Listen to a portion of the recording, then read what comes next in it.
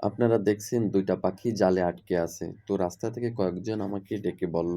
তো পাখি দুটোকে মুক্ত করার জন্য আমি তাদের কাছে গেলাম। দেখছেন যে কত ছটফট করছে এরা। জালের সাথে এমনভাবে আটকে আছে, জাল কেটে ছাড়া এদের মুক্ত করা সম্ভব না। এই পাখিটার নাম হচ্ছে বুলবুলি পাখি। আমরা প্রতিনিয়ত আমাদের বাড়ির আঙিনায়, ক্ষেত খামারে দেখতে পাই।